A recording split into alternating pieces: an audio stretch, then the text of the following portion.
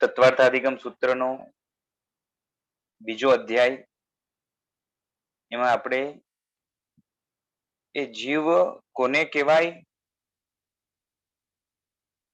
કાં તો એ જીવમાં એવું શું વિશેષ છે જેના કારણે જીવની ઓળખાણ થાય છે. એના જૈન શાસ્ત્રોની અંદર અલગ અલગ વર્ણન છે. એમાંથી અહીંયા એક વર્ણન એ રીતે મૂક્યું છે કે પોતાના સ્વરૂપના આધારે જ્યારે જીવનો નિર્ણય કરવાનો છે કે આ જીવ છે એવો નિશ્ચય કરવાનો છે, તો એની અંદર સ્વસ્વરૂપ એટલે કે જીવનું પોતાનું સ્વરૂપ જણાવતા ઔપશમિક વગેરે ભાવ વાળો જીવ હોય છે એની વાત અહીંયા રજૂ કરાઈ છે. બરાબર છે. અને એમાં એ ગઈ વખતે જેને આપણે કર્મ કહીએ છીએ એને બીજા દર્શનકારો એ દીદૃષા અથવા તો વાસના કહે છે. શબ્દ ભલે જુદા હોય છતાં પણ અર્થ એક છે, તો આપણે એને મંજૂર કરવા તૈયાર જ છીએ. હવે એક પછી એક જે ભાવો જીવના પોતાના સ્વભાવરૂપ છે એની વાત આપણે જોવાની છે. એમાં સૌથી પહેલા છે ઔપશમિક ભાવ. જો એક વાત સમજો, પહેલા કર્મનું ઇન્ટ્રોડક્શન આપી દીધું કે જીવ પોતાના જ સ્વભાવથી કર્મને ગ્રહણ કરે છે. આ વસ્તુ નક્કી થયા પછી જ ઔપશમિક વગેરે ભાવો સમજાશે. એટલે સૌથી પહેલા જીવ કર્મને ગ્રહણ કરી શકે છે કોઈક પર્ટિક્યુલર અવસ્થામાં, એટલું તો માનવું જ પડે. હવે જે ઔપશમિક ભાવ છે એ શું છે આપણે જોઈએ. તો કે ઉપશમ, ઔપશમિક એટલે ઉપશમ વાળો. તો ઉપશમ એટલે શું? તો કે કર્મના ઉદયના અભાવ વાળી અવસ્થા. શું લખ્યું છે? કર્મના અભાવ વાળી નહીં, પરંતુ કર્મના ઉદયના અભાવ વાળી. એટલે આત્મા ઉપર કદાચ કર્મ હોય પરંતુ એનો ઉદય ન હોય, અને એ પણ ઉદય એટલે કયો? તો કે હમણાં ઉદય નથી, પેલા હતો એવું બની શકે, પછી હોય એવું બની શકે. વર્તમાનમાં ઉદય નથી એટલે આપણે એમ કહેવાય કે ઉદય છે ને.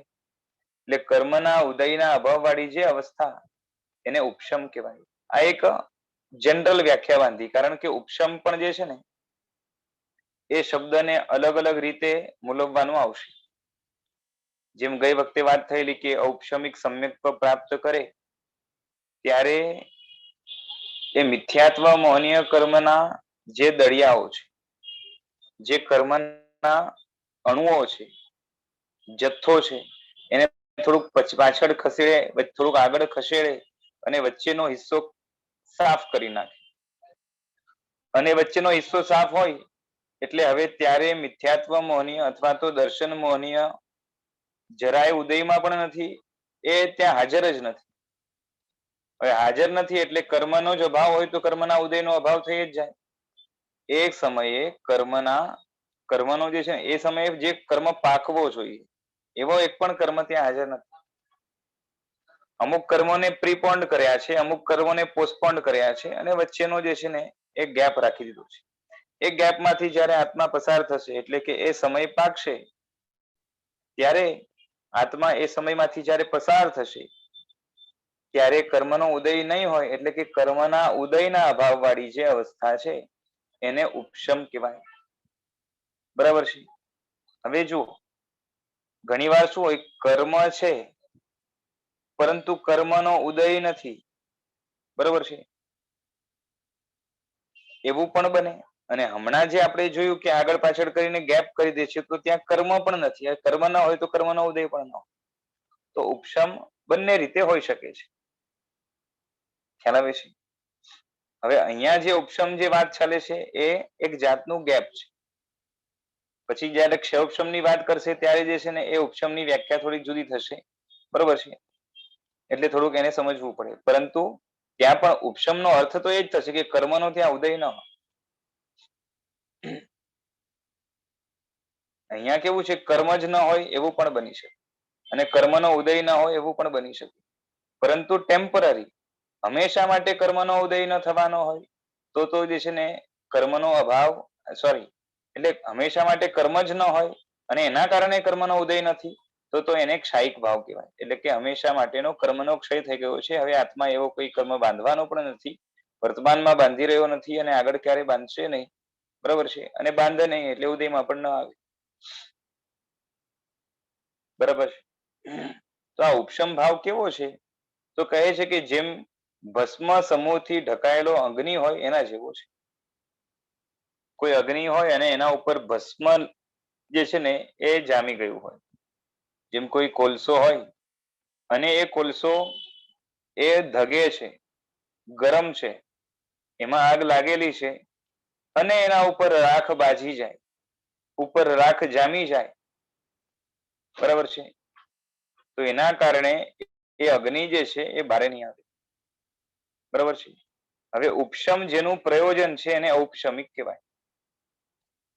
ઉપશમ જેનું પ્રયોજન છે એટલે શું? કે એવો ભાવ જેના કારણે એ ઉપશમ થાય એને ઔપશમિક ભાવ કહેવાય. બરાબર છે? અને ઉપશમનો અર્થ શું છે? તો કે કર્મના અભાવ વાળી અવસ્થા. અહીં તદસ્ય પ્રયોજનમ એ સૂત્રથી ઉપશમ શબ્દને તદ્ધિત ઈકણ પ્રત્યય લાગીને, બરાબર છે, ઉપશમ છેલ્લે ઈક લાગ્યું છે ને, એ રીતે ઔપશમિક શબ્દ બન્યો છે. અથવા ઉપશમથી નિવૃત્ત થયેલ, નિવૃત્ત એટલે થયેલ, એટલે ઉપશમથી થયેલ અર્થમાં ઉપશમ શબ્દને એ તદ્ધિત ઈકણ પ્રત્યય લાગીને ઔપશમિક શબ્દ બન્યો છે. હવે આ ગ્રામરનો વિષય છે, આપણે લેવાનો નથી.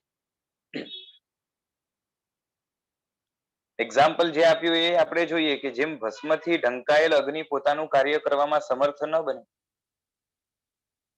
ભસ્મથી ઢંકાયેલ અગ્નિ હોય એ પોતાનું કાર્ય ન કરી શકે, કેમ કે બીજાને દજાડી ન શકે. પોતે દાજતો હોય પણ બીજાને દજાડી ન શકે. બરોબર છે? તેમ ઉપશમ ભાવથી થયેલ ભાવો પોતાનું કાર્ય કરવામાં સમર્થ બનતા નથી.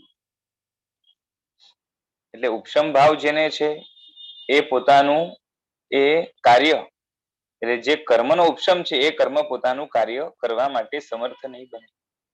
આ ઉપશમનો અર્થ થયો, ઔપશમિક ભાવનો અર્થ થયો. બરાબર છે? આમે કોઈને કંઈ પૂછવું હોય તો પૂછી શકે છે, નહીં તો આપણે આગળ ચાલીએ, ક્ષાયિક ભાવની વાત કરશું. બરાબર છે? ખ્યાલ આવી ગયો?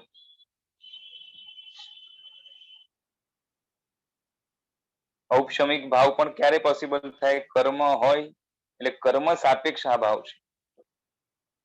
કેમ કે કર્મ જેવી વસ્તુ જ ન હોય, કાં તો આત્મા ઉપર કર્મ હોય જ નહીં, તો ઉપશમ વગેરેનો સવાલ નથી. એટલે this is with respect to કર્મ. જી બોલો. આજે લાસ્ટ લાઈન થઈ ને, ઉપશમ ભાવથી થયેલ ભાવો પોતાનું કાર્ય કરવા સમર્થ ન બને, એ જરા ન સમજાયું. એટલે એ ભાવ જે થયો એને જ કારણે તો હવે કર્મોદય નથી ને. અરે એટલે કેવું છે, કયા સેન્સમાં કહેવાયું? કહું છું, કેવું છે કે તમે એટલે કે છે સમજો કોઈ કર્મ ઉદયમાં આવવાનો છે અને એ ઉદયમાં ન લાવવા માટે તમે ઉપશમ ભાવ કર્યું. દાખલા તરીકે જે છે ને એ હમણાં ક્રોધ મોહની ઉદયમાં આવવાની તૈયારી છે, પણ પેલાથી તમે મહેનત એવી કરી, એવા ભાવોની પ્રિપેરેશન કરી કે જેના કારણે એ ક્રોધ છે એ ઉદયમાં હમણાં ન આવે. બરાબર છે? એટલે એ ક્રોધ કાં તો પેલા આવી જાય, કાં તો પછી આવે. બરોબર છે? કાં તો જે છે ને આગળ આગળ ઠેલાતો જાય, પણ એ વચ્ચેના ગાળામાં ઉદય ન આવે, બિલકુલ ઉદયમાં ના આવે. બરોબર છે? જરાય. એટલે તમે જે પ્રિપેરેશન કરી એ તમારો ઉપશમ ભાવ છે, ઉપશમ માટેનો ભાવ. અને એનાથી જે ભાવ થયા, એનાથી ભાવ થયા એટલે શું? કે તમે જે કર્મનો ગેપ પાડ્યો ને એમાંથી જયારે તમે પસાર થયા અને ત્યારે જે ભાવ થયા, બરોબર છે, એ શું થશે? તો કે પોતાનું કાર્ય એટલે શું? કે એ ગેપમાં પહેલા જે કાર્ય થવાનું હતું ક્રોધનું, એ કરવામાં સમર્થ નહીં બને. સમજે કે ભાવથી થયેલું કાર્ય છે એટલે એ તો થયું જ ને, એ સેન્સમાં. એટલે એટલે શું કહેવાય કે પોતાનું થી અહીંયા કર્મનું લેવાનું. અચ્છા, ઉપશમ ભાવ તો પોતાનું કાર્ય કરશે એટલે હા કર્મનું કાર્ય એમ. હા એટલે જ હું કન્ફ્યુઝ થઈ આ લાઈન. હા, એટલે સેન્ટેન્સ બરાબર ફ્રેમ નથી કરેલો. કર્મ એ તો હું સમજી હતી, પણ જે હા. સેન્ટેન્સ હતું એના હિસાબે મેં કીધું કે ઉપશમ ભાવ જ કાર્ય કરી રહ્યું છે, તો જ ઉપશમિક હા, એ સંજ્ઞા. જરાક લખવામાં ગડબડ છે. એટલે ઓકે, તો ક્લિયર. ઉપશમ ભાવથી થયેલ ભાવો છે એ ભાવો દ્વારા કર્મ જે છે ને એ પોતાનું કાર્ય કરવામાં સમર્થ નહીં બને. એ તો બરાબર. હા, હવે એમાં એમ પણ કેમ કે કર્મ પોતાનું કાર્ય નથી કરતું? એટલે અગર એવું હોય કે કર્મના પૂતગલો ખરી જાય છે પણ ખરી એની નથી ઇફેક્ટ જતા. નથી આપતું, તો એ ખરી નથી એટલે જતા. ના, તો એ વાત બંધ બેસે કે એ પૂતગલો જે ચોટેલા હતા એ જતા રહ્યા પણ એની હા, ઇફેક્ટ ન આવી. પણ હા, આ તો ખાલી ટાઈમ જ ફેરફાર થયો કે પેલા એટલે મતલબ ટાઈમ બોમ્બ ગણીએ તો જે સમયમાં હતો યા તો પેલા થઈ ગયું યા તો પછી થશે, હા. પણ એટલે એની ઇફેક્ટ જે તો આપવાનું જ છે, ખાલી એનો અરે ટાઈમિંગ જ અને ફેરો. એ છે એ બરાબર છે, જે હોય પેલા જે છે ને સમજો ઉદયમાં નહોતો આવવાનું પણ પેલા ઉદયમાં આવ્યું, બરોબર છે, અને એ પછી નહોતો આવવાનું સમજો પછી ઉદયમાં આવ્યું, પણ વચ્ચેનો જે ગેપ પાડ્યો તે સમયે શું ગણાશે? સમજાય છે? જે 8:05 કર્મ ઉદયમાં આવવાનું હતું એને તમે થોડાક જે છે ને 8:03 જે છે ને ભોગવી નાખે. થોડાક જે છે ને 8 વાગીને જે છે ને એ શું કહેવાય કે 7-8 સમજો ભોગવ્યા, અને વચ્ચે 8:05 જે કર્મ ઉદયમાં આવવાના હતા એમાંથી હવે એક પણ કર્મ ત્યાં હાજર નથી, બરોબર છે. તો એ કર્મ જયારે હાજર ના હોય તો 8:05 જે છે ને તમારા ભાવ શું હશે? ઉદય વાળા હશે કે નહીં હોય? એટલે એ કર્મના એંગલ થી ઉદય નહીં હોય કાંઈ. હા, બીજા એટલે કર્મમાં 8:05 ની પેલા એ ઔદયિક ભાવ છે, એટલે ઉદય વાળો ભાવ છે. 8:05 પછી પણ ઔદયિક ભાવ છે, સમજો ઉદય વાળો ભાવ છે. પણ 8:05 કયો ભાવ છે? તો કે ત્યાં જે કર્મ હતા એને તમે થોડાક પ્રીપોન કર્યા, થોડાક પોસ્ટપોન કર્યા, એટલે વચ્ચે થઈ ગયું ગેપ. એટલે 8:05 નો પીરિયડ હતો ત્યારે જે છે ને હવે એક કર્મ ઉદયમાં તો સમજો ત્યારે કે ઉપશમિક ભાવ કહેવાશે. હા, હા, તો ત્યારે ઓકે. એ પર્ટિક્યુલર ટાઈમે જે છે ને એને ઔપશમિક ભાવ કહેવાશે. બરોબર છે. આ તો એક રીત છે ઉપશમ, જે ક્ષયોપશમ ની વ્યાખ્યા આવશે ને એમાં થોડુંક ઉપશમ નું જે છે ને એ વર્ણન જુદું આવશે, પણ ત્યાં ઉપશન માટે અહીંયા જે શબ્દ લખ્યો છે ને ઉપર સેન્ટેન્સ કે કર્મના ઉદયના અભાવ વાળી અવસ્થા, હા, એ તો ત્યાં ફિક્સ રહેશે પાછું. આ વ્યાખ્યા નક્કી છે, ઉપશમ માટેની વ્યાખ્યા નક્કી છે. હવે કર્મના ઉદયનો અભાવ બે રીતે થઈ શકે. એક તો કાં તો કર્મ જે છે ને ત્યાં હાજર ન હોય એટલે એનો ઉદય નહીં થાય. 8:05 કર્મ જ હાજર નથી તો એ ઉદય નહીં થાય. અને કાં તો એવું હોય કે કર્મ જે છે ને ત્યારે ઉદય થાય છે પણ પોતાની અસર બતાવી ન શકે, બરોબર છે. ઉદય થાય ત્યારે પોતાની અસર ન બતાવી શકે તો પણ જે છે ને એ ઉદય નહીં, ઉદય જેવું જ ગણાય. અચ્છા, બરોબર છે. એ તો એ આગળ આવશે, ક્ષયોપશમ ભાવની વ્યાખ્યા આવશે, એમાં આવશે. ઓકે. હવે એ ક્ષાયિક ભાવ છે એની વાત કરે છે. જો આ બધું ઇમ્પોર્ટન્ટ છે, જેને ન સમજાણવું હોય હમણાં પૂછી લેજો ઔપશમિક ભાવ વગેરે, નહીં તો બધું પછી બાઉન્સર જશે. ચાલો, હવે ક્ષાયિક ભાવ તો એક ક્ષય દ્વારા થયેલો ભાવ, એ ક્ષાયિક ભાવ. આ તો જે ભાવ દ્વારા ક્ષય થયો છે. ક્ષય એટલે શું? તો કે કર્મનો અત્યંત એટલે શું? કે ફરીથી ન બંધાય એ રીતે નાશ, બરોબર છે. અથવા તો એમ કહેવાય કે ક્ષય જેનું પ્રયોજન છે એને ક્ષાયિક કહેવાય. એટલે ક્ષયથી નિષ્પન્ન એટલે સિદ્ધ થયેલ, એટલે ક્ષયના કારણે જે ભાવ થયો છે એને ક્ષાયિક ભાવ કહેવાય. ને આમાં પણ ઈકણ પ્રત્યય લાગેલો છે, ક્ષાયિક કરીને છેલ્લે ઈકણ લાગેલું છે, બરોબર છે. એટલે સીધું છે કે ભાઈ જે કર્મનો ક્ષય કર્યો હવે ફરીથી જે છે ને એ પાસે એ બંધાશે પણ નહીં અને માટે આગળ જઈને ઉદયમાં પણ આવવાનું નથી. જૂનું બંધાયેલું પડ્યું હોય તે ત્યાં સુધી ઉદયમાં આવે અને એ ક્ષય કર્યો છે એનો અર્થ તો કેવો હોય ખબર છે કે જૂનો જેટલો બંધાયો છે એનો પણ ક્ષય કર્યો છે અને નવો બાંધશે નહીં. બરોબર છે. એટલે પછી આગળ ઉદયનો પણ સવાલ નથી. જેમ એ મોહનીય છે તો એના જે બે પ્રકાર છે, મોહનીય કર્મના બે પ્રકાર છે, એ દર્શન મોહનીય અને ચારિત્ર મોહનીય. તો દર્શન મોહનીયનો સંપૂર્ણ ક્ષય કરે તો એને એક શાયિક સમ્યક્ત્વ મળે. ચારિત્ર મોહનીયનો સંપૂર્ણ ક્ષય કરે તો એને સમ્યક એ જે છે ને સંપૂર્ણ ચારિત્ર એટલે યથાખ્યાત ચારિત્ર અથવા તો વિતરાગતા કહી શકાય, બરોબર છે, એ મળે. એટલે 12મા ગુણસ્થાનકે આવે. પછી એ જ્ઞાનાવરણીય, દર્શનાવરણીય અને અંતરાયનો સંપૂર્ણ ક્ષય કરે તો અનંત જ્ઞાન એટલે કેવળ જ્ઞાન, અનંત દર્શન એટલે કેવળ દર્શન અને અનંત એ વીર્ય એની પ્રાપ્તિ થાય. અને એ રીતે જે છે ને શું કહેવાય કે આ બધા કેવા છે કે એકવાર ગયા પછી પાછે નથી આવવાના. એ 13મા ગુણસ્થાનકે બને છે. અને બાકીના જે 4 કર્મનો ક્ષય છે એ 14મા ગુણસ્થાનકના અંતે થાય છે. બરાબર છે. એટલે ક્ષાયિક ભાવ એ પ્રાપ્ત છે એ 4થા ગુણસ્થાનકે થઈ શકે જો એ શું કહેવાય કે ક્ષાયિક સમ્યક્ત્વ આવી જાય. પછી ક્ષાયિક ચારિત્ર એ આવે 12મા ગુણસ્થાનકે, બરોબર છે. ઔપશમિક ચારિત્ર 11મા ગુણસ્થાનક સુધી આવે સંપૂર્ણ, પરંતુ જે છે ને એ ક્ષાયિક ચારિત્ર છે એ આવે 12મા ગુણસ્થાનકે. પછી એ ક્ષાયિક જ્ઞાન, ક્ષાયિક દર્શન અને ક્ષાયિક વીર્ય એ આવે 13મા ગુણસ્થાનકે. અને એ બાકીના જે એ ક્ષાયિક ગુણો છે, બરોબર છે, એટલે કે એ નામ, ગોત્ર, પછી વેદનીય અને આયુષ્ય, આના ક્ષયથી જે 4 ભાવો પ્રાપ્ત થાય છે એ પણ ક્ષાયિક ભાવો છે, બરોબર છે. એને ક્યારેક ક્ષાયિકમાં ગણે છે, ક્યારેક નથી પણ ગણતા.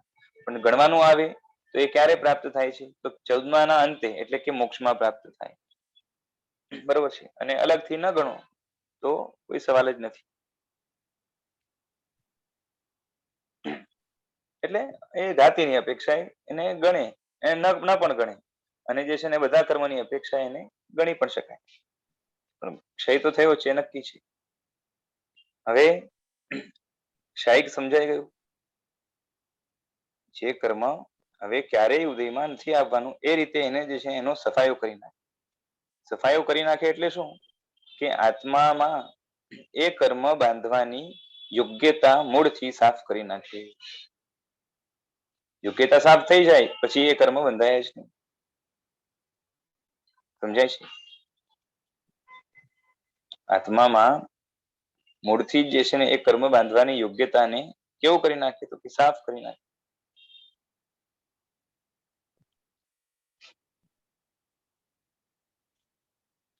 સમજાય છે? પછી હા, ક્ષાયિકમાં કર્મની કેપેસિટી ને પણ લઈ શકાય કે 70 કોડા-કોડી બાંધવાની યોગ્યતા તોડી? ના ના, કે એકદમ કર્મ લેવલે જ હંમેશા લેવાનું? એટલે એ તો છે ને હવે એ રીતે તમે લો તો જે છે ને એ ઘણું બધું આવે. પણ જે છે ને મુખ્ય કર્મ છે તો એ સંપૂર્ણ ક્ષય કરવા હોય. જેમ 70 કોડા-કોડી છે એ જે છે ને એની કેપેસિટી તોડી, બરોબર છે. અને એ 70 કોડા-કોડી કેપેસિટી કોની હતી તો કે મોહનીય કર્મની હતી. પણ મોહનીય કર્મનો ક્ષાયિક ભાવ ક્યારે ગણાય તો કે સંપૂર્ણ જે છે ને મોહનીય કર્મથી એ છૂટી અને હવે ફરીથી મોહનીય ન બાંધવાનો હોય તો ગણાય. બરોબર છે. બાકી તો હવે જે છે ને તમે જે રીતે લો છો એ રીતે એક અલગ અપેક્ષા છે, એની હમણાં વાત નથી. બરોબર છે. કે જેમાં જેટલું કાઢ્યું હવે જે છે ને ફરીથી એ પાછો એનામાં એવો મેલ, એવી યોગ્યતા પ્રવેશવાની નથી. તો એ અપેક્ષા જે છે ને અંદર મૂળમાંથી એ ભાવોનો એ યોગ્યતાનો ક્ષય થયો છે. માટે એ અપેક્ષા એક ક્ષાયિક કહેવાય. પણ હમણાં જે છે ને એ આખા 8 કર્મના એ સંપૂર્ણ કર્મની જ વાત છે. એટલે બધું એ આપણે એને મિક્સ ન કરીએ. ઓકે. એટલે આ રીતે ક્ષાયિક ભાવ છે. એટલે કેવું થાય કે ક્ષાયિક ભાવ એકવાર આવ્યો ને એના પછી એ કર્મના બંધ માટે જે કંઈ પણ ઊંચામાં ઊંચા પણ નિમિત્ત મળશે ને તો પણ એ જીવ એમાં લેશ પણ એ કર્મ બાંધી નહીં શકે. જેમ છે ને એ એક શાયિક સમ્યક્ત્વ આવી જાય, જેમ શ્રેણિક મહારાજાને એક શાયિક સમ્યક્ત્વ હતું, બરોબર છે. તો એ આવ્યા પછી એ જે છે ને સમજો કે કેટલા પણ નિમિત્ત આવી જાય, બરોબર છે. દુઃખોના પહાડ તૂટી પડે, પછી એ શું કહેવાય કે મિથ્યાત્વી વ્યક્તિનો જે છે ને એ સંસર્ગ કરે, એટલે એની સાથે રહે, બરોબર છે. આવું કોઈ પણ જે છે ને જેમ સમ્યક્ત્વને સાચવવા માટે જેટલા પણ આચારો બતાવ્યા છે એ બધા આચારો છે ને એ તોડી નાખે ને તો પણ એનું જે છે ને સમ્યક્ત્વ જાય નહીં. કેમ? કેમ કે મિથ્યાત્વને બાંધવા માટેની અંદરમાંથી કેપેસિટી જેની ખલાસ થઈ ગઈ છે. સમજાય છે? અંદરથી જે છે ને એમાંથી એક પણ ભાવ એને જે છે ને એ સ્પર્શી નહીં શકે. એટલે આપણા જે અતિચારો છે ને શંકા કંક વિગીચ્છા પ્રશંસત સંથવો પુલિંગીસુ, એ બધા કોના માટે છે? તો કે એ જે શાયિક સમકીતિ નથી, જેનું સમકિત ઔપશમિક એટલે ઔપશમિક વાળામાં તો જે છે ને બહુ ઓછો સમય હોય છે એટલે એના માટે કહેવાની જરૂર નથી, પણ ક્ષયોપશમિક સમકિત છે એના માટે છે. એટલે એને સાવધાની રાખવાની આવે. શાયિક સમકિત જે છે ને એને એ કોઈના જે છે ને સંસર્ગથી, કોઈની વાતોથી, એ કેટલા પણ પ્રબળ જે છે ને સુખ દુઃખના નિમિત્તોથી એની એ શું કહેવાય કે સંસારની ઉપાદેયતા પણ ક્યારેય નહીં આવે. બીજા એ દર્શનોની કે ધર્મોની આકાંક્ષા પણ એનામાં નહીં જાગે, કારણ કે એ સત્યને સત્ય તરીકે એ વેદી શકે છે. એટલે શું છે કે સત્ય એને વેદનમાં છે એટલે પ્રત્યક્ષ છે. સત્યનું સત્ય તરીકે વેદન એનું કેવું છે? તો કે પ્રત્યક્ષ છે. હવે પ્રત્યક્ષની સામે બાકી બધા પ્રમાણો જે છે ને એ ફેલ જાય. એટલે બીજા ધર્મશાસ્ત્રો કે કોઈ પણ આવી જાય, કેટલી પણ દલીલો કરે, કદાચ સામે જવાબ ન આપી શકે તો પણ જે છે ને એ શું કહેવાય કે એટલો ચાલાક ના હોય, જ્ઞાનાવરણીનો ઉદય કદાચ વધારે હોય, સામે જે છે ને એ હાજર જવાબી ન હોય, બીજા પણ કારણો હોય છે, છતાં પણ જે છે ને એ અંદરમાંથી એની એ તત્વની શ્રદ્ધા, તત્વની તત્વ તરીકેની શ્રદ્ધા, અતત્વની તત્વ તરીકે શ્રદ્ધા, હેયની હેય તરીકે શ્રદ્ધા, ઉપાદેયની ઉપાદેય તરીકે શ્રદ્ધા, પછી ચારિત્રની ચારિત્ર તરીકે શ્રદ્ધા, અચારિત્રની અચારિત્ર તરીકે શ્રદ્ધા એકદમ સ્પષ્ટ હોય, 100%ની હોય, અને એ બાકી જે છે ને નબળા જીવો કરતા એ અનંત ગણી મજબૂત હોય, અને એને બિલકુલ જે છે ને અતિચાર પણ ન લાગે, અતિક્રમ વ્યતિક્રમ પણ ન લાગે, અને અનાચારનો તો સવાલ જ નથી. એટલે કે ત્યાંથી એ પડે જ નહીં. કેમ કે એ ખાલી કર્મનો ક્ષય થયો છે એવું નથી, કર્મ બાંધવાની કેપેસિટી પણ ત્યાં નાશ પામી ગઈ છે. અને પુરુષાર્થ દ્વારા એને પોતાના આત્માને એટલો જાગૃત કરીને જે છે ને આ કાર્ય કર્યું છે. બરોબર છે. એ રીતે જે છે ને એ સમજો કે એક શાયિક ચારિત્ર હોય એટલે કે વિતરાગ થઈ ગયું આદમી.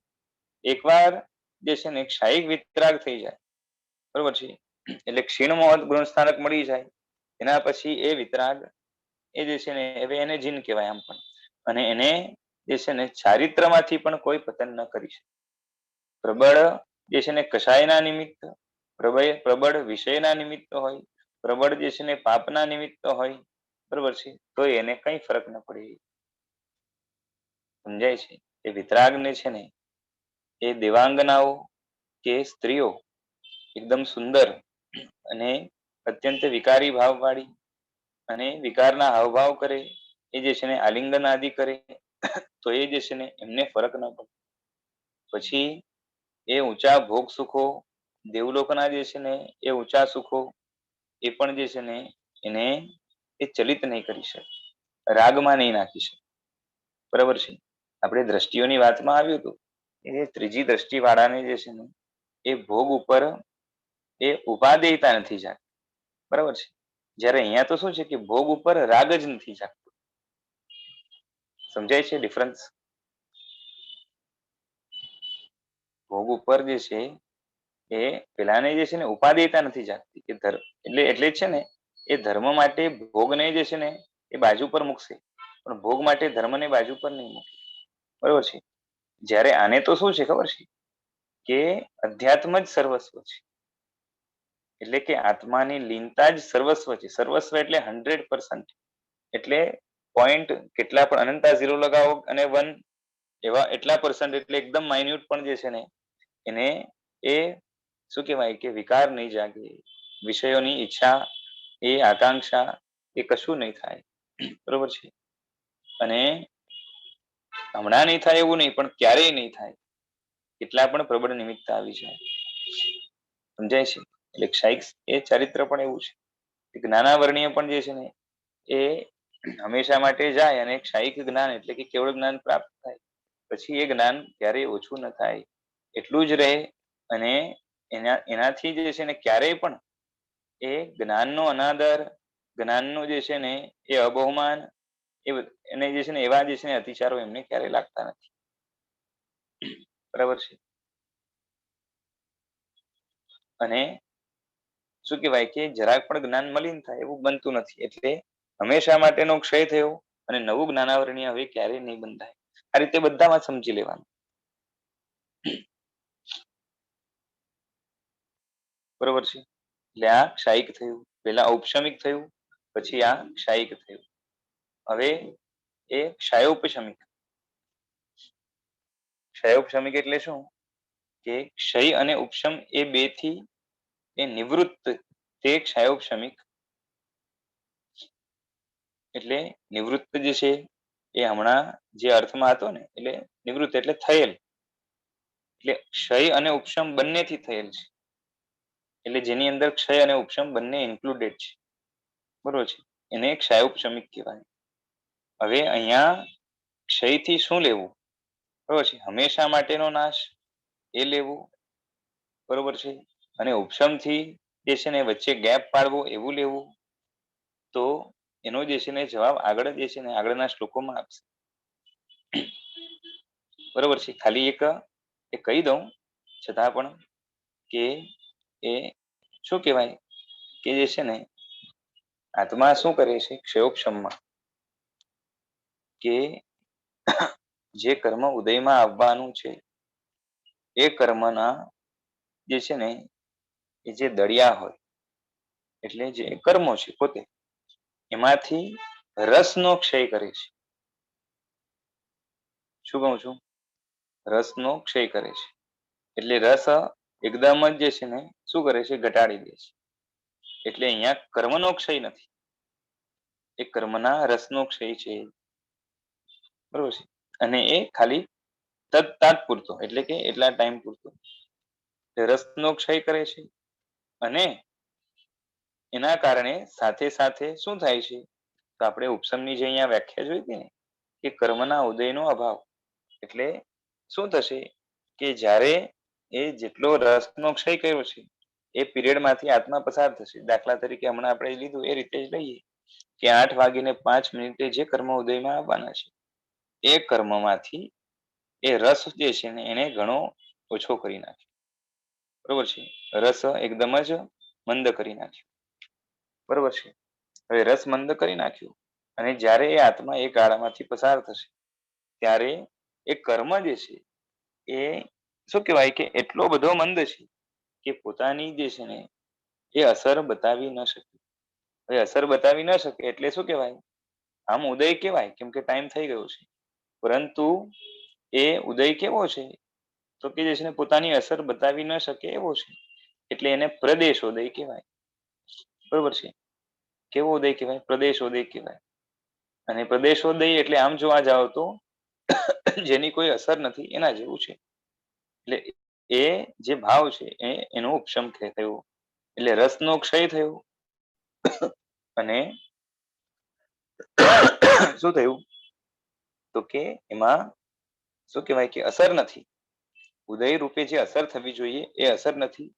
સાથે સાથે એવું પણ આવે કે એ 8:05 શું થશે તો કે 8:06 કે 7 મિનિટે જે કર્મ ઉદયમાં આવવાના હતા એ પણ 8:05 એને ઉદયમાં લાવી શકાય.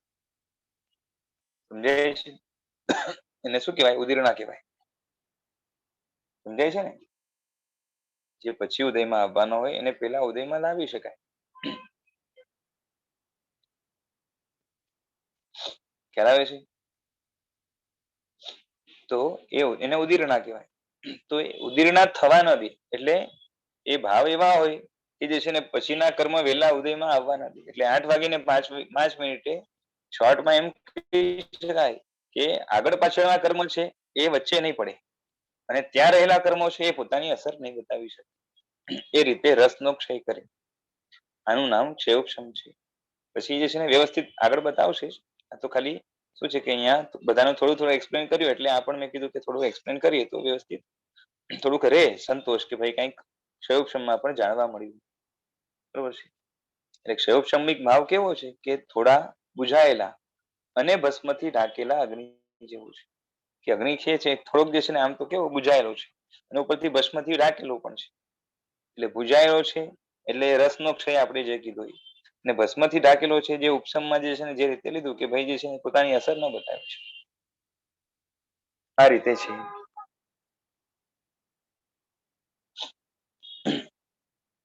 બરાબર છે?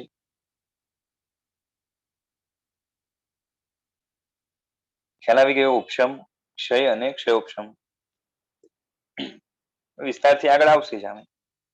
પછી જે આ બધા આવશે ઔદયિક પારિણામિક બધા જ ભાવો આગળ જે છે ને વિસ્તારથી આવશે. હવે જે ઔદયિક ભાવ છે બરાબર છે, એક વાત સમજજો. જે લોકોએ પણ જે છે ને કર્મગ્રંથ વગેરે કર્યા હોય તો એમાં એ તમે જે સમજ્યા હશો એના કરતા થોડુંક અલગ અથવા તો થોડુંક જે છે ને શું કહેવાય કે એ વિરોધાભાસ જેવું લાગે એવું પણ બની શકે. બરાબર છે? કારણ કે એ વ્યાખ્યાઓમાં થોડાક જેને કહેવાય ને કે અલગ એંગલ કાં તો એ મતાંતરો પણ હોય. એટલે થોડુંક જે છે ને એ શું કહેવાય એ ફેરફાર જેવું લાગે તો એવું બની શકે છે. બરાબર છે? માટે મૂંઝાવાની જરૂર નથી. એ જેટલા અર્થ અહીંયા આપ્યા છે કર્મગ્રંથમાં પણ જે આપ્યો હોય એનું જે છે એ ડિફરન્સ દેખાતું હોય તો બંને જે છે એને ધ્યાનમાં રાખવા. હવે આગળ કે એ ઔદયિક ભાવ તો કે ઉદય વાળો ભાવ એટલે ઉદયથી થયેલ જે ભાવ એ ઔદયિક ભાવ. ઉદય એટલે શું? તો કે કર્મ વિપાકનો પ્રાદુર્ભાવ અર્થાત કર્મ વિપાકનો જે છે ને અનુભવ. એટલે કર્મ છે ને એ શું કહેવાય કે પોતાનો ઉદય થઈને પોતાનો કાળ પાકે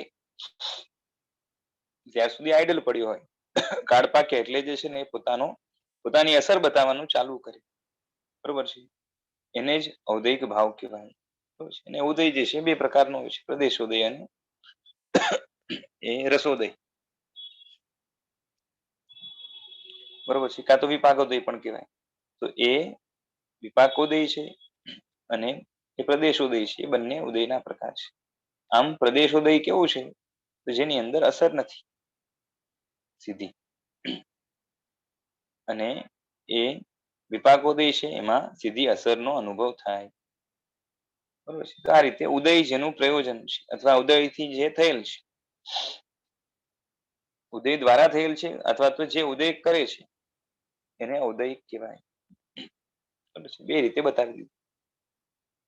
હવે એ છેલ્લો છે એ છે પારિણામિક ભાવ. બરોબર છે? હવે પારિણામિક એટલે શું? તો કે પરિણામ એ જ પારિણામિક. બરોબર છે? પરિણામ સાથે ઈકણ પ્રત્યય લાગ્યું એ સ્વ અર્થમાં તો પરિણામ વાળો કે પરિણામથી થયેલ. બરોબર છે? કાં તો પરિણામને કરનાર એ પારિણામિક છે. બરોબર છે? કે એટલે અહીંયા ઈકણ પ્રત્યય છે એ સ્વ અર્થમાં છે, પ્રયોજન અર્થમાં કે નિવૃત્તિ અર્થમાં જે છે ને નથી એમ બતાવે છે. અહીંયા જે છે ને જેમ એ નિવૃત્તિ અર્થ જે હતો ને એટલે કે થયેલ એ એવા અર્થમાં જે છે નથી. એટલે કે હા, એટલે જે મેં કીધું ને એમાં આટલું ફેરફાર છે, સોરી, કે શું કહેવાય કે કોઈથી થયેલ કે કોઈને કરનાર એવો આ ભાવ નથી. શું કહું છું? પારિણામિક ભાવ છે, જેમ ઔદિક ભાવ કર્મથી થયેલ છે ને, કાં તો કર્મને કરનાર છે. બરોબર છે. કર્મ એટલે ઔદિક ભાવમાં જેમ છે કર્મનો ઉદય, ઉદય એટલે કર્મનો ઉદય, કર્મનો ઉદય જેનું પ્રયોજન છે, અથવા તો કર્મના ઉદયથી જે થયેલ છે. તો અહીંયા જે છે ને એકણ પ્રત્યે એટલે કે પારિણામિકમાં જે એક લાગ્યું છે એ પ્રયોજન કે નિવૃત્તિ અર્થમાં નથી. એટલે શું કે પરિણામથી થયેલ કાં તો પરિણામને કરનાર એવું નહીં, પરિણામ પોતે જ. પરિણામથી થયેલ ભાવ છે એવું નથી, કાં તો પરિણામને કરનાર ભાવ એવો નથી. પરિણામ પોતે જ જે છે ને ભાવ છે. બરોબર છે. એટલે પરિણામ પોતે જ પારિણામિક ભાવ છે.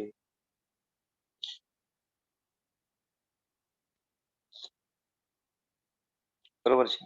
હવે આવું કેમ કહે છે? તો કે પારિણામિક ભાવના જે ટાઈપ્સ તમે જોશો તેમાં એ અહીંયા 3 ટાઈપ્સ અને પછી આગળ જઈને આદિ લખશે. બરોબર છે.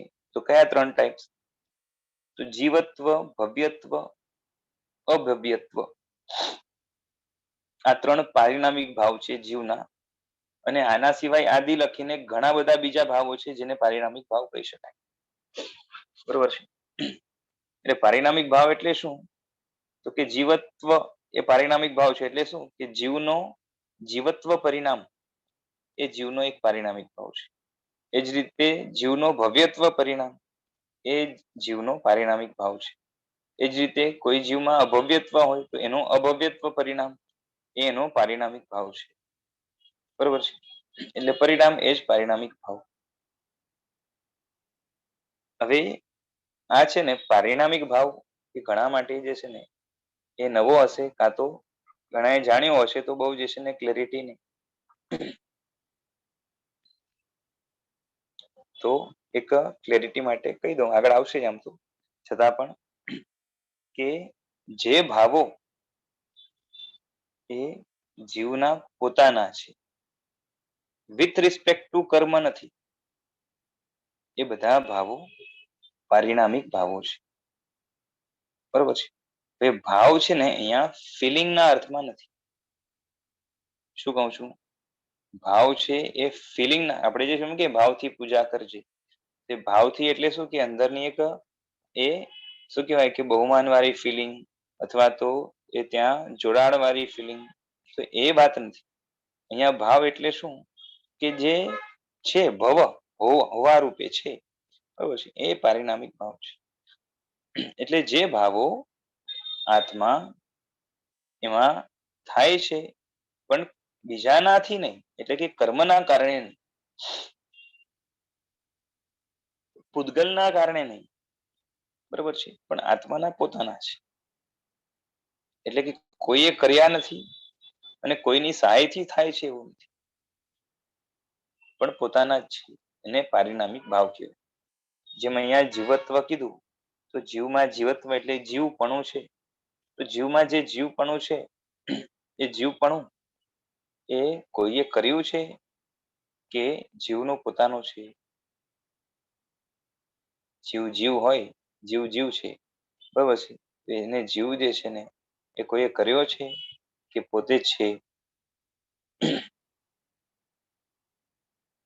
સમજાય છે? એ જ રીતે સમજો કે એ કોઈ ભવ્ય જીવ છે, તો એમાં જે ભવ્યત્વપણું છે, બરોબર છે, એ કોઈએ કર્યું છે કે બાય ડિફોલ્ટ છે? શું કહું છું? સમજાય છે?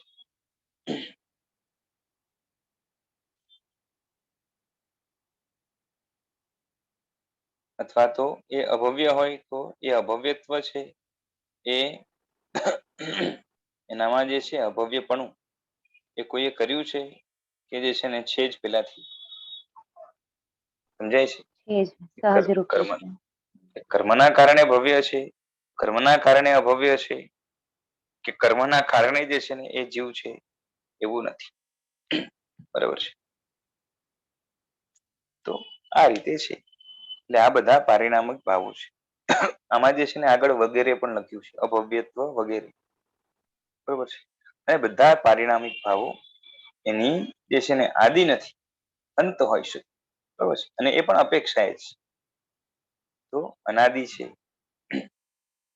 બરાબર છે. એટલે જો પ્રયોજન કે નિવૃત્ત અર્થમાં પ્રત્યય હોય તો તેનો અર્થ થાય કે પેલા ન હતા અને હવે થયા. જેમાં આપણે કઈ પારિણામિક ભાવ જે છે ને, સમજો ભવ્યત્વ, બરાબર છે, તો ભવ્યત્વ જેનું પ્રયોજન છે, એટલે કે જેના કારણે ભવ્યત્વ થાય છે એવો અર્થ થઈ જાય, બરાબર છે. અથવા એમ કહીએ કે ભવ્યત્વ થી આ થયું એનો મતલબ ભવ્યત્વ ખતમ થઈ જાય, એવું નથી, બરાબર છે. એટલે આ રીતે જે છે ને એ આદિ થવાની આપત્તિ પણ આવે.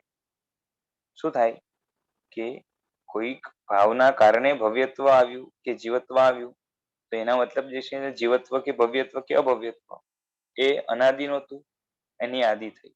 અને એમ માનો તો તકલીફ શું થાય કે એ ભવ્ય અભવ્ય પણ થઈ શકે, અભવ્ય ભવ્ય પણ થઈ શકે, અજીવ જીવ પણ થઈ શકે, અને જીવ અજીવ પણ થઈ શકે. આવી આપત્તિ થઈ જાય, બરાબર ને. એટલે આદિ વિના પ્રયોજનનો કે નિવૃત્તિનો સંબંધ ન થાય.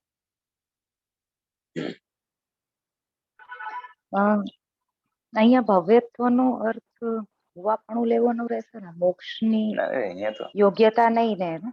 ના, અહીંયા મોક્ષની યોગ્યતાના અર્થમાં જ ભવ્યત્વ લખ્યું છે. તો કેમ કે પછી એને પારિણામિક કેવી રીતે ઘટાડશું? પારિણામિક જ છે ને. જીવમાં જે છે ને એ મોક્ષે જવાની જે લાયકાત છે, એ લાયકાત જે છે ને એ થોડી કર્મે સર્જી છે. ના, આમાં પારિણામિક એટલે જે જીવ સાથે સહજ રૂપે જીવ કે જેની બી હા તો સાથે સહજ રૂપે જોડાયેલો હોય. સહજ પણ રૂપે જ છે આપણે ને. પહેલા આપણે વાત થઈ હતી ને કે જીવ જયારે મોક્ષે જાય છે ત્યારે હા ભવ્યપણું નાશ પામે છે, કારણ કે હવે કઈ યોગ્યતા રહી નથી, કારણ કે એ તો હા પૂરી થઈ ગઈ છે. તો બરાબર જ છે ને, શું વાંધો છે? અનાદિ લખ્યું છે, આદિ નથી, અંત તો હોઈ શકે ને, ક્યાં વાંધો છે? તો પારિણામિક ભાવનો અંત હોઈ શકે? આ તો હોય ને, તો ભવ્યત્વનો અંત છે જ, અભવ્યત્વનો ન હોય. અને અપેક્ષા એ જીવત્વનો પણ અંત છે. આપણે સિદ્ધના જીવ છે એને જીવ નથી પણ કેતા ને. હા, તો એટલે તો જેમ છે પારિણામિક હવે ભાવ છે તમે જીવનો અર્થ જે છે ને એ 10 પ્રાણ ધારણ કરવાની યોગ્યતા લો તો જે છે ને એનો પણ અંત આવશે. પણ એ જે છે એ ભાવો એટલે શું કે એવી યોગ્યતા એ કઈ કોઈ કરી થોડી છે, પેલાથી જ છે ને.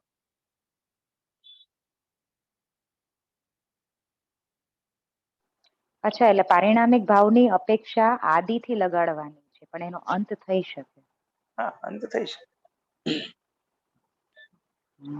પછી અમુક પારિણામિક જે એમાં વગેરે લખ્યું છે ને એમાં અમુક પરિણામિક ભાવ તો એવા છે કે જે છે ને એ શું કહેવાય કે પેલાથી હતા પછી પણ રહેશે હંમેશા, બરોબર છે, એટલે અંત ન થાય એવા પણ હોય. અને અમુક પારિણામિક ભાવો તો જીવમાં એવા છે કે જે જીવમાં પણ હોય અજીવમાં પણ હોય, બરોબર છે, એ રહે છે. જેમ સતપણું છે, બરોબર છે, સતપણું છે એ બધામાં છે કે નહીં? હા, બંનેમાં છે.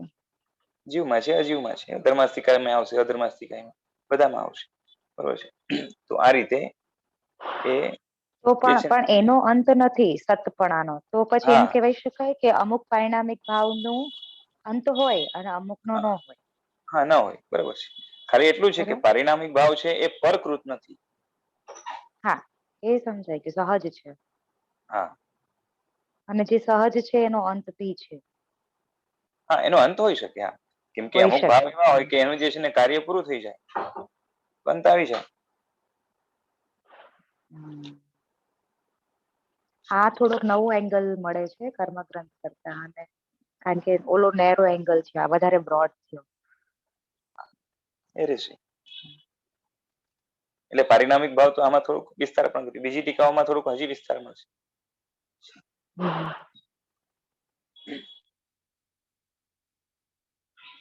હવે એટલે ઘણા બધા છે આવા ભાવો જે છે ને દ્રવ્યત્વ છે એ પણ પારિણામિક ભાવ છે, બધા એમાં રહેશે.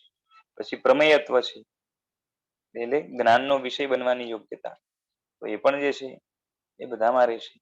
કેટલા બધા છે, આમાં આવશે આગળ ઘણા બધા જે છે અમુકના તો નામ પણ આવશે કે આને આને પણ પારિણામિક ભાવ કહેવાય, કેમ કે વગેરે લખ્યું છે ને એટલે એ આવશે. હાજી.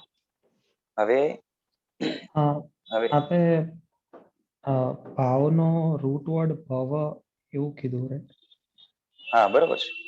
એટલે હોવાપણું અથવા તો યોગ્યતા હા એવું થયું. હા હા. Okay okay, thank you.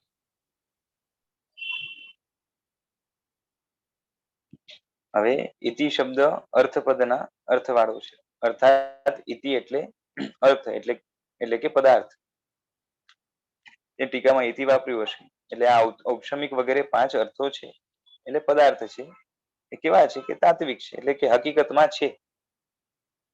એટલે આ શું છે કે ખાલી કલ્પના નથી. 5 ભાવો શું છે? કલ્પના નથી, પણ જીવનું પોતાનું સ્વરૂપ છે. એટલે હકીકતમાં એનું અસ્તિત્વ છે. બરોબર છે, 5 ભાવો છે એટલે જીવમાં જોવા મળે છે. હવે આ 5 ભાવો જે છે ને એ જીવનું પોતાનું સ્વરૂપ છે. હવે એ સાન્નિપાતિક ભાવ આ 5 ભાવોમાં જ આવી જતો હોવાથી એ ભાષ્યકારે કહ્યું નથી. 5 ભાવોની અંદર જે છે ને સાન્નિપાતિક ભાવ આવી જાય છે. આ સાન્નિપાતિક પેલા આવ્યું હતું કે હવે આવવાનું છે, કઈ ખ્યાલ છે?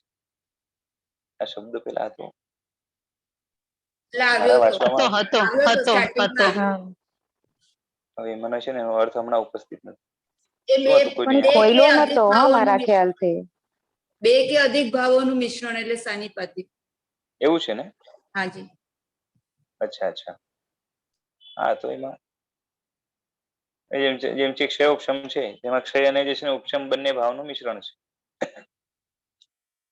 એ ત્યાં છે ને, હા બરોબર, એ ત્યાં જે છે ને આમાં મિશ્ર ભાવ પણ લખેલો હતો ને, મિશ્ર ભાવ પણ લખ્યો હતો આમાં પેલા છે, બરોબર છે. અને આમ પણ જે છે ને એ 2 થી અધિક ભાવનું મિશ્રણ એક ક્ષયોપશમ ની અંદર તો છે જ. પારિણામિક ભાવ પણ હોય ને, ઔદાયિક અને પારિણામિક. બસ એ જ. એટલે શું થાય કે એક જીવને જે છે ને એક સાથે ઘણા બધા ભાવો હોય છે. જેમ એ જે છે ને એ 12મા ગુણસ્થાનકે લ્યો તમે, તો 12મા ગુણસ્થાનકે મોહનીયનો જે છે ને એ ક્ષાયિક ભાવ આવશે. અને એમાં પણ બંને અલગ અલગ લો તો એ સમ્યક્ત્વનો ક્ષાયિક ભાવ, ચારિત્રનો ક્ષાયિક ભાવ, બરોબર છે. જ્યારે જ્ઞાન દર્શન જ્ઞાન દર્શન અને વીર્ય એનો જે છે ને ઔદયિક ભાવ છે, કેમ કે જ્ઞાનાવર્ણ્ય વગેરેનો ઉદય છે. એનો ક્ષય તો જે છે ને 13મા ગુણસ્થાનકે થાય છે ને પૂરો. 13મા ગુણસ્થાનકના સ્ટાર્ટિંગમાં. ક્ષયોપશમ ભાવ નહીં થાય? ક્ષયોપશમિક ભાવ આવશે. હા, ક્ષયોપશમિક ભાવ આવે ને, હા ક્ષયોપશમ પણ ક્ષયોપશમ આવે હા, ને. એટલે અમુક ક્ષયોપશમ હોય, અમુક ઉદય હોય. હા, કેવળ જ્ઞાનાવર્ણ્ય તો ઉદય જ હોય ને, ક્ષયોપશમ ના હોય. પાછી જ્ઞાન છે એમાંથી કેવળ જ્ઞાનાવર્ણ્ય તો ઉદય જ હોય છે. કેવળનો ક્ષયોપશમ ના હોય. હા, એટલે અમુક જે છે ક્ષયોપશમ પણ હોય, અમુક ઉદય પણ હોય, અને અમુક જે છે ને ક્ષાયિક ભાવ પણ છે 12મા ગુણસ્થાનક. પછી પારિણામિક ભાવ તો છે જ, ભવ્યત્વ વગેરે, બરોબર છે, જીવત્વ વગેરે. તો આ રીતે એ ઘણા બધા ભાવો સાથે રહી શકે છે, બરોબર છે. એને બધા અલગ અલગ જે છે ને જગ્યા રહેલા છે, એક જ માં ના રહે. જેનો ઉપશમ છે એનો જે છે ને ક્ષયોપશમ નથી, જેનો ક્ષયોપશમ છે એનો ક્ષય નથી, બરોબર છે. આ રીતે છે, એટલે અલગથી એને કહેવાની જરૂર નથી, પણ આ રીતે હોય છે. હવે નેક્સ્ટ સૂત્ર સાથે જોડવા માટે અવતરણિકા કહે છે કે પ્રસ્તુત ભાવોના જ જુદા ભેદોને જણાવવા માટે કહે છે કે ઔપશમિક આદિ 5 જે ભાવો છે એના એ ભેદો કેટલા છે? તો કે 2, 9, 18, 21 અને 3. બરોબર છે. 2, 9, 18, 21 અને 3. તો 2 ભેદ કોના રહેશે? ઔપશમિક ભાવના. તો છે લાઈન થી છે ને, ઔપશમિક ભાવના જે છે ને કેટલા પ્રકાર છે? તો કે 2. પછી એના પછી એક ક્ષાયિક ભાવ, એના કેટલા પ્રકાર છે? તો કે 9. પછી ક્ષયોપશમ ભાવ છે, એના કેટલા પ્રકાર છે? તો કે 18. બરોબર છે. પછી એ કયો હતો? અહીંયા હતું ને અવદય. અવદયિક. એ ઔદયિક ભાવ છે. હા, એ ઔદયિક ભાવ છે એના કેટલા પ્રકાર છે? તો કે 21. અને આ પારિણામિક ભાવ છે એના કેટલા પ્રકાર છે? તો કે 3. બરોબર છે, એટલે મુખ્ય 3. કેમ કે બાકી બધા કેવા હશે? તો કે કોમન છે. કોમન એટલે બીજા દ્રવ્યોમાં પણ હોય. જીવ માટે જે છે ને આ 3 ભાવ સ્પેશિયલ છે, વિશેષ છે, અને બાકી બધા સામાન્ય છે, એટલે એને અહીંયા નથી લીધા. અને જીવમાં પણ જે છે ને એ સ્પેશિયલ એટલે વિશેષ ભાવ બીજા પણ લઈ આવો તો એ આ 3 ની અંદર આવી જાય. એટલે અહીંયા 3 એ લીધા છે. બાકી પછી આગળ જે છે ને આદિ પણ લખશે, અને આદિ લખીને પણ જે છે ને બીજા ભાવો હોય છે એનો પણ ઉલ્લેખ એમાં આવશે. બરોબર છે. હવે જે ભાષ્યમાં કહે છે એ પણ જોઈએ. આપણે હમણાં વાંચી ગયા એ જ છે કે ઔપશમિક વગેરે 5 ભાવો અનુક્રમે 2, 9, 18, 21 અને 3 ભેદ વાળા છે. એટલે કે ઔપશમિક ભાવના 2 ભેદ છે, ક્ષાયિકના 9 ભેદ છે, ક્ષયોપશમિક જે છે ને એના 18 ભેદ છે, ઔદયિકના 21 ભેદ છે, પારિણામિકના 3 ભેદ છે. બરોબર છે.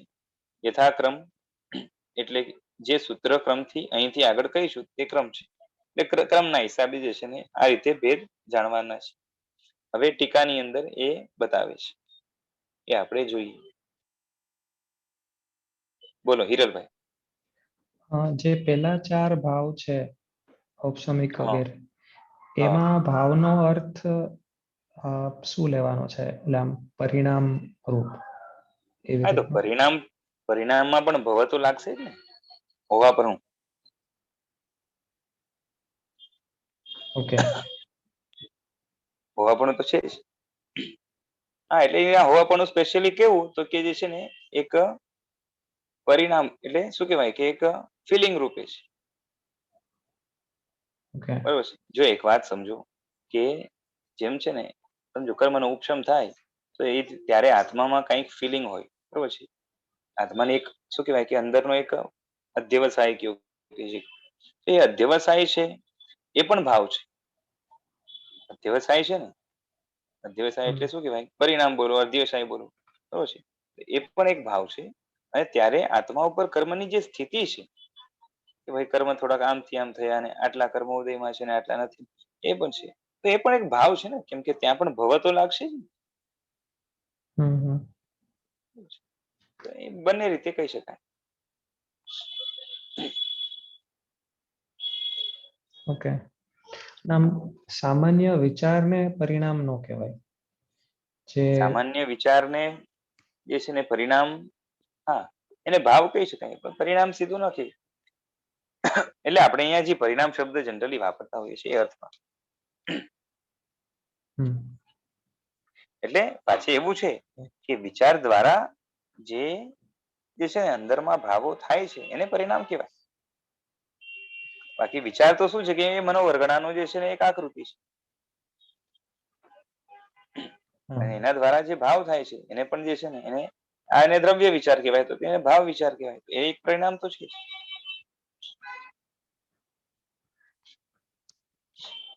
અને એવું જરૂરી નથી કે પરિણામ રાગ અથવા તો દ્વેષ વાળો જ હોય. નહીતર તો ના ના 12મા ગુણ સામે પછી ન હોય, ઘટે. હા એટલે એના હા વગરનો પણ પરિણામ તો હોય. હોય જ ને, સવાલ જ નથી. જેમ વિતરાગ છે ઓકે. તો એનામાં જે છે ને ક્ષમાનો પરિણામ છે. પછી એ જીવને જે છે ને એ પમાડવા માટે જે કામ કરે છે, બરોબર છે.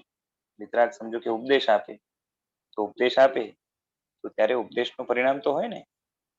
હું એને ઉપદેશ આપું એવી ઈચ્છા રાગવાળી ન હોય, બરોબર છે. પરંતુ ઉપદેશ આપવાની જે તૈયારી છે, બરોબર છે, એ ભાવ તો ત્યાં છે જ ને. ઉપદેશ આપવાનો પરિણામ એટલે એ ત્યારે એ સમય એમાં ધ્યાન એના જેવું. હા, એ તો ધ્યાન એટલે શું કે જે છે ને હું આને ઉપદેશ આપું, કાં તો હું આને ઉપદેશ આપી રહ્યો છું, એને જે ખબર છે અને જે છે ને સાથે ખાલી જે છે ને ખબર છે એટલું નહીં, ક્રિયા પણ કરે જ છે ને. ભાવ તો કેવાય ને. એટલે આપણે એમ કહીએ કે વગર ઈચ્છા એ ઉપદેશ આપે છે, તો એવું નથી. ઉપદેશ આપે છે ઈચ્છાથી, પણ આપણે જે આપણી જેવી ઈચ્છા હોય છે ને રાગવાળી, એવી ઈચ્છા નથી.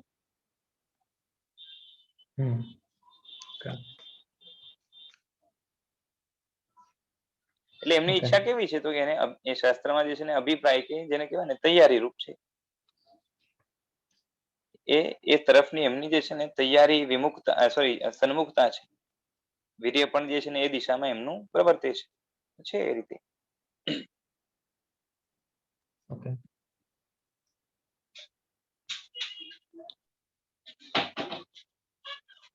હવે જે પાંચેય ભાવો છે એનું જે છે ને ભેદ બતાવશે, એના ભેદો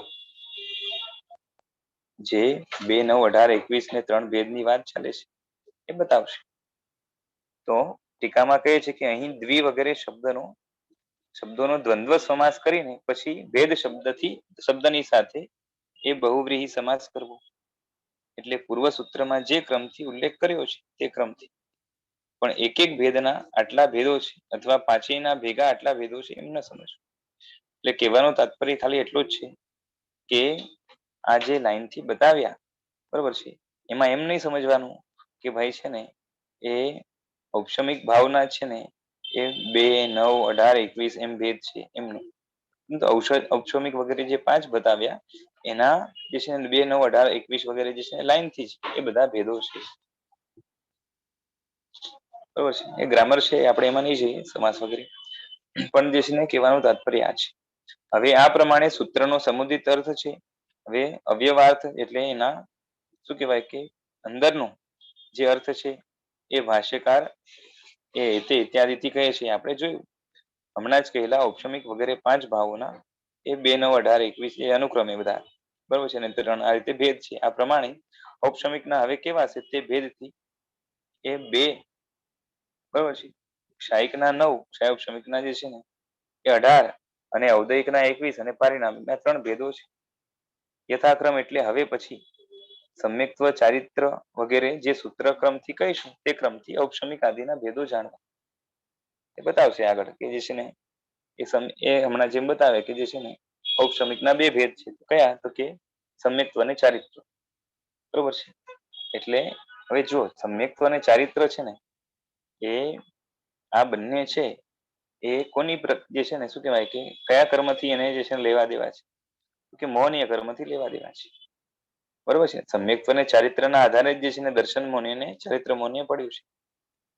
એટલે ઔપચારિક ભાવ એટલે કે ઉપશમ 8 કર્મમાંથી તમને ખાલી મોહનીય કર્મમાં જ મળશે બરોબર છે.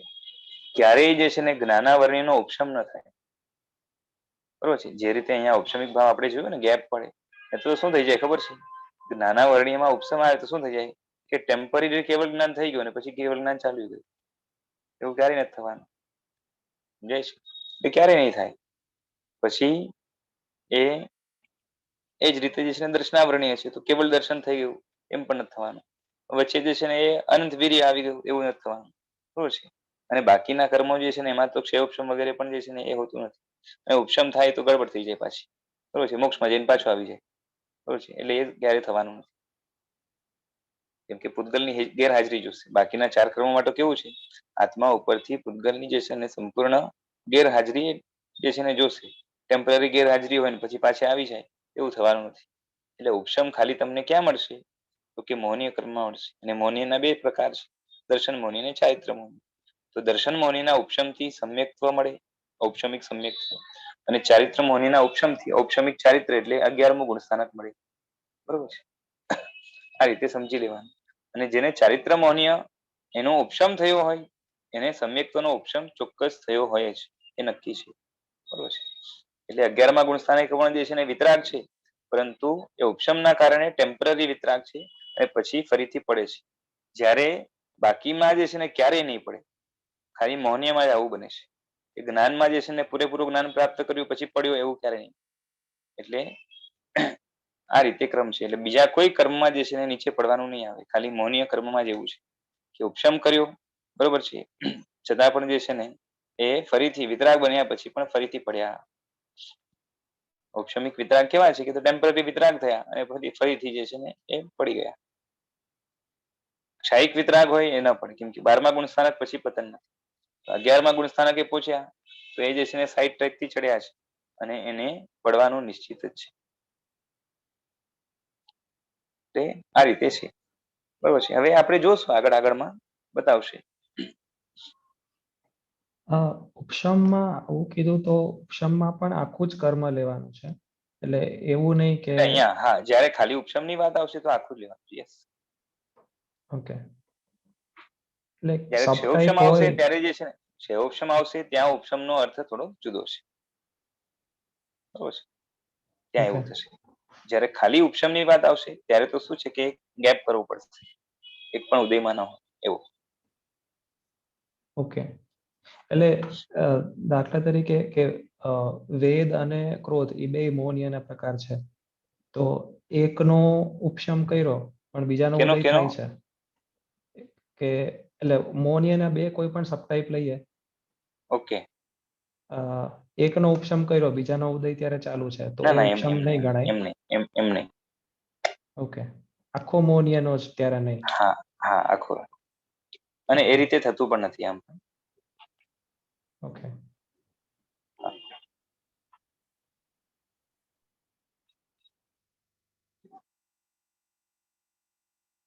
એટલે ક્રમમાં જ્યારે આગળ પડે ત્યારે જે છે ને એ ઉપશમ કરતો જાય એવું બને, પણ પૂરેપૂરો ઔપચારિક ભાવ તો પૂરેપૂરો એ જે વિતરાગમાં જ ગણાશે.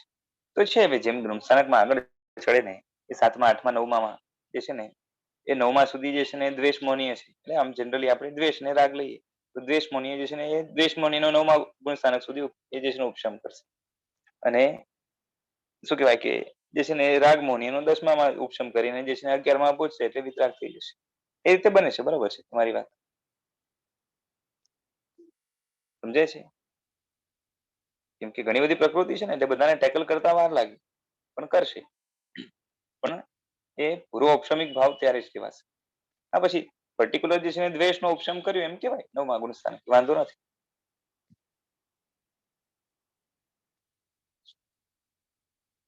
ખ્યાલ આવે છે? પર્ટિક્યુલર ગુણસ્થાનકમાં જે છે ને એ કર્મનો ઉદય ન હોય ને એને જે છે ને ઉપશમ ભાવમાં હોય ત્યારે જે છે ને એમાંથી એકેય એ કર્મ પણ ન હોય અને એનો ઉદય પણ ન હોય, સાફ કરી નાખ્યું એટલે એનો ઔપચારિક ભાવ કહેવાય. એ રીતે ચાલે. એ બરોબર છે. તો ક્ષય જ થઈ ગયો ને. નહીં ક્ષય નહીં કાંઈ. જો શપક શ્રેણીમાં ચડે તો ક્ષય થાય, ઉપશમ શ્રેણીમાં ચડે તો ઉપશમ જ થવાનું છે ને. અચ્છા, ઓકે. ઉપશમ શ્રેણીમાં ચડે તો જે છે ને પેલા તો સમ્યક્ત્વનો જે છે ને ઉપશમ કરે, એટલે હા, મિથ્યાત્વનો ઉપશમ કરે એટલે સમ્યક્ત્વ પ્રાપ્ત કરે, ઔપચારિક સમ્યક્ત્વ. પછી જે છે ને એ ધીરે ધીરે કરીને જે છે ને એ ક્રોધાદિ કષાયોનો જે છે ને એ ઉપશમ કરશે, એટલે એમ કરતા કરતા આગળ વધશે ને 9મા ગુણસ્થાનકે દ્વેષ મૌનીય પૂરો ઉપશમ કરી નાખશે. 10મા ગુણસ્થાનકે જે છે ને એના અંત સુધી એ રાગ મૌનીય પૂરો ઉપશમ કરી નાખશે, અને 11મામાં જે છે ને વિતરાગ ગણાશે. હા બરોબર, પછી પાછું આવી શકે. એ પાછો જે આવવાનો છે તો સ્પ્રિંગ હમ, જેવું છે. ઉપશમમાં તો શું છે કે જે છે ને એ પાણી જે છે ને એનો ધોધ વહી રહ્યો છે, આપણે જે છે ને એને પકડી રાખ્યું છે, અને જેમ છોડો એટલે સીધું જે છે ને પાણી આવે ઉપરમાંથી. આ ડેમ જે છે ને એના જેવું છે. બરોબર છે.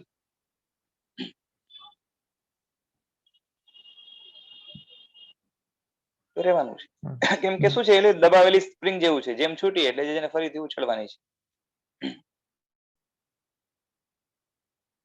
ઉપશમમાં તો શું છે આગળ પાછળ ઢકેલી નાખ્યું છે. હવે ઢકેલેલું હોય અને જે છે ને તમે એ જેમ જ જે છે ને એ ધકેલવાનું જે છે ને બંધ કરી દીધો એટલે સામે માથે પડવાનું છે, એ જીવનું પતન થશે ફરીથી. બરોબર છે. બાકી એ છે કે એ જેને કર્યો પછી જે છે ને એ શું કહેવાય કે બહુ ભારે કોઈ કર્મ ઉદયમાં ના આવે તો એનું જે છે ને એ સંસારમાં મન જે છે ને બિલકુલ ના છોટે. કેમ? વિતરાગતાનો જેને જે છે ને આસ્વાદ માણ્યો હોય, બરોબર છે, ત્યારે જે છે ને એ નીચે પડે તો એનો જે છે ને પડ્યા પછી પણ જે સ્વાદ હોય અને એ સ્મૃતિ દ્રઢ હોય તો જે છે ને એને શું થાય તો કે એ ફરીથી જે છે ને એને ચડતા વાર ના લાગે, કારણ કે રુચિ એની એકદમ એ પોતાના ભાવમાં સ્વભાવમાં થશે. બરોબર છે. કે ઘણાને એવું હોય ને કે ભાઈ જે છે ને એ ઉપશમ શ્રેણી માંડી એટલે શું કર્યું કે જે છે ને ટાઈમપાસ કર્યું, બરોબર છે, એના કરતા ક્ષાયિક કર્યું હોત તો વિતરાગ થઈ ગયો હોત, પાછું નીચે પડવાનું જે છે ને આ તો જે છે ને ખોટી મજૂરી કરી. કે જે છે ને આ બધું કઈ એ કઈ ફેલ ગયું નથી. ઘણાને શું લાગે કે ઔપચારિક જે છે ને ભાવો એ બધા કેવા છે કે જે છે ને એ પાછે તમે નીચે પડવાના છો બધામાં. ઔપસમિક ભાવમાંથી શું થાય છે તો પાછું પતન થાય જ છે, બરોબર છે. એટલે ઔપસમિક માંથી છૂટવું તો પડે જ છે ને. એક ક્ષયોપશમમાં આવો તો થોડીક સેફટી આવે, સાવ નીચે પડો તો સેફટી પણ જે છે ને એ ગુમાવવી પડે. પણ એ જે ભાવ થયા એનાથી જે અંદરથી એ તત્વની સ્વરૂપની પોતાના જે છે ને એ આત્માના ખરા આસ્વાદની એટલે જે છે ને એક ક્ષાયિક ચારિત્ર એનો જે છે ને એ અંશ પણ ના કહેવાય, આમ તો પૂરેપૂરું છે, પણ એને માણવા મળ્યું છે, બરોબર છે.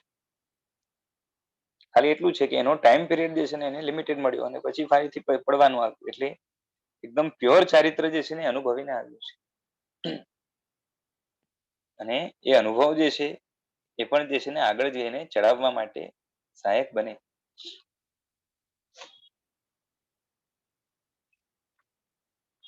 ચલો હવે આજે સમય થયો રાખીએ. જેના વિરુદ્ધ કંઈ બોલાયું હોય તો મિચ્છામિ દુક્કડમ. પ્રણામ. પ્રણામ.